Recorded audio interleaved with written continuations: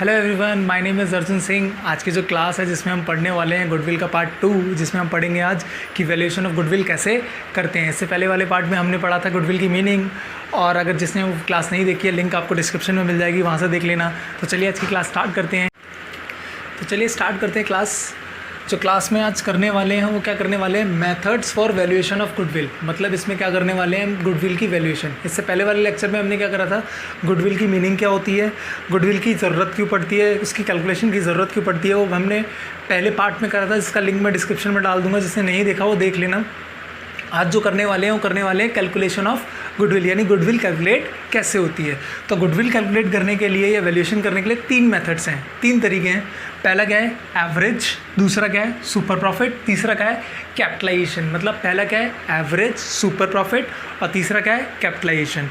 तो आज जो हम पढ़ने वाले हैं वो सिर्फ क्या पढ़ने वाले हैं, एवरेज प्रॉफिट मेथड। क्या पढ़ने वाले हैं, एवरेज प्रॉफिट मेथड। एवरेज से क्या समझते हैं, under this method past years of profit of number of years are taken into consideration। मतलब पिछले सालों का जो प्रॉफिट है ना उसको ऐड करेंगे। अगर आपको एवरेज का मतलब पता हो तो हमने अर्थमेटिक मीन वगैरह भी आप सबने पढ़ा होगा। उसमें क्या देखते हैं हम कि पास्ट ईयर्स का जो प्रॉफिट है उन सबको ऐड करते हैं और नंबर ऑफ़ ईयर्स से क्या करते हैं, डिवाइड करते हैं। उसे ही तो क्या बोलते हैं, एवरेज। तो यही है एवरेज प्रॉफिट मेथड। क्या है, पास्ट ईयर्स का जो भी प्रॉफिट दे रखा है उसको ऐड कर दो, उसके नंबर ऑफ ईयर से डिवाइड कर दो, आपका गुडविल आ जाएगा। बस आपके पास कुछ स्टेप्स हैं जो आपको फॉलो करने हैं। जैसे एवरेज प्रॉफिट्स के भी 2 पार्ट्स हैं, मतलब 2 पार्ट्स में डिवाइड है। पहला क्या है, सिंपल एवरेज प्रॉफिट। दूसरा क्या है, वेटेड एवरेज प्रॉफिट। पहला क्या है, सिंपल। दूसरा क्या है, वेटेड। सिंपल प्रॉफिट याद रखना, पेपर में बहुत आता है ये वाला मेथड, और इससे क्वेश्चन बनता ही है। लगभग most of the time question इसी से आता है।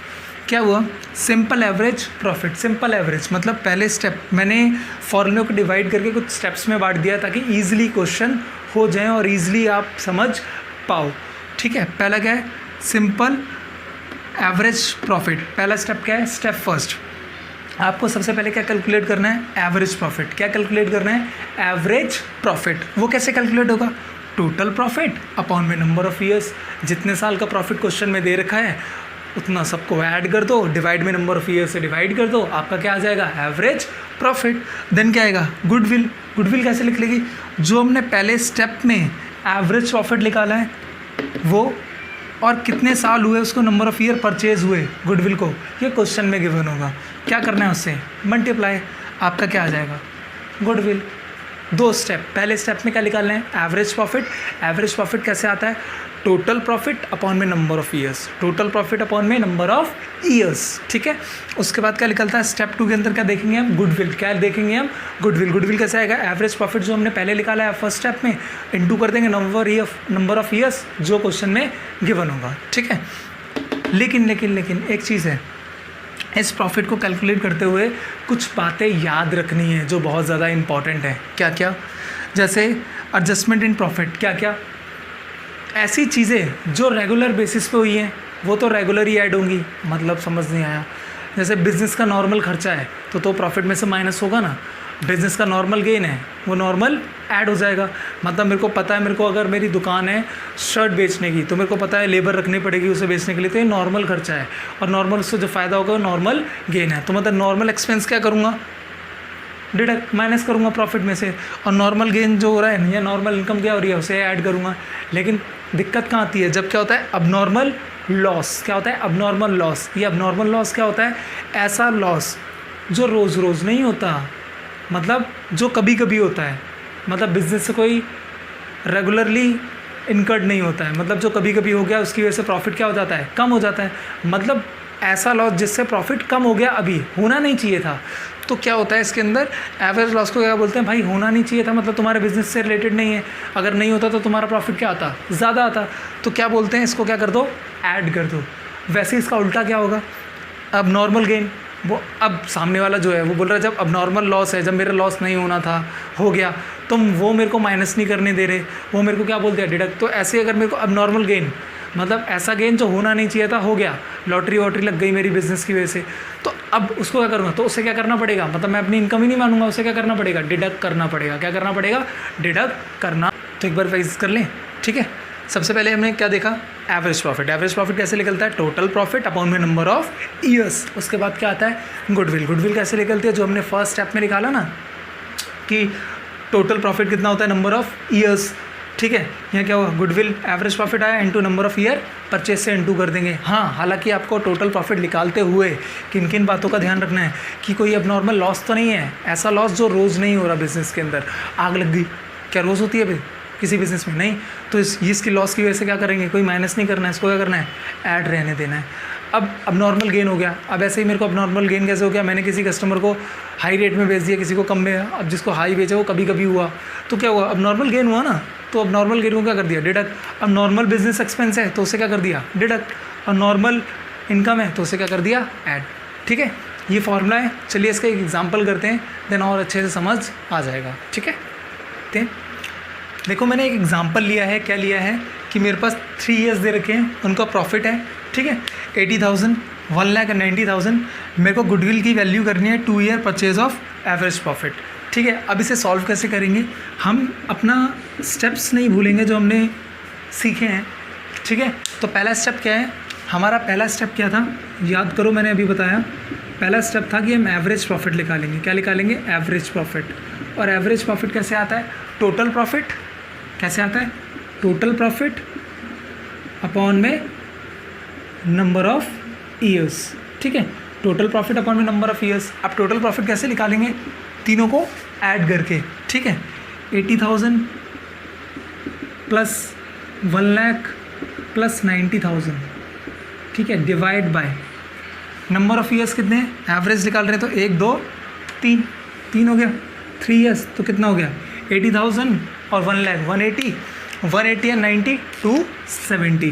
कितना हो गया, 270 अपॉन में 3। कितना आ गया एवरेज प्रॉफिट, 90,000। यहाँ तो कोई डाउट नहीं है। Step number second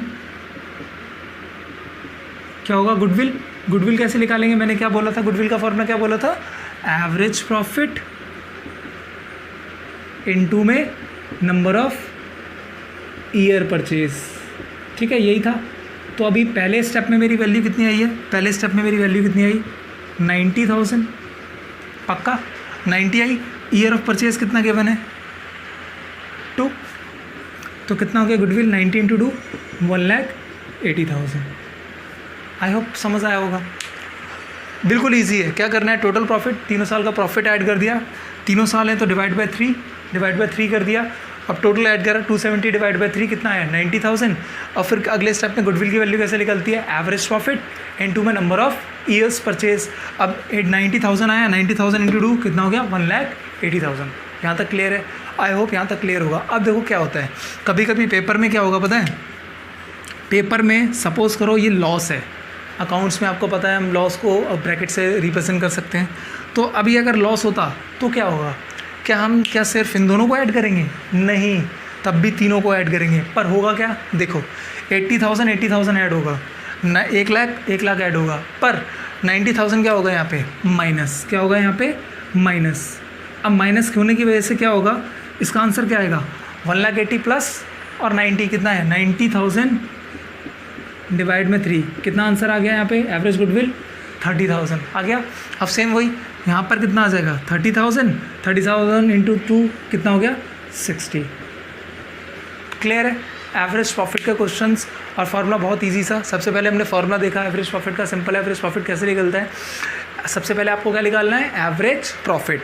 average profit में सबसे पहले क्या निकलेगा, टोटल प्रॉफिट अपॉन में नंबर ऑफ ईयर्स। फिर जब एवरेज प्रॉफिट निकल जाएगा तो गुडविल कैसे निकलेगा, average profit into number of purchase year, जो हमने देखा। अगर इन तीनों साल का प्रॉफिट दे रखा है तो तीनों साल का प्रॉफिट ऐड कर देंगे, जैसे एग्जांपल में देखा है हमने, तीनों साल का प्रॉफिट ऐड कर दिया, डिवाइड में नंबर ऑफ ईयर्स कितने थे, 3 साल का प्रॉफिट ले रहे हैं तो डिवाइड बाय 3 कितना आया था, तीनों साल का ऐड करके हमारे पास आया था कितना, 270 को डिवाइड करा 3 से तो कितना आया, 90। अब क्या गुडविल कैसे लिख लेगी, average profit into number of year purchase, तो 90 × 2 कितना हो गया, 1,80,000। समझ आया। हाँ, अगर लॉस होगा तो लॉस क्या हो जाएगा, माइनस हो जाएगा, जो मैंने अभी एग्जांपल कराया। हाँ, कुछ बातों का याद रखना है। क्या कुछ बातों का याद रखना है कि अगर आपको अब नॉर्मल गेन होगा तो क्या करना है, लेस।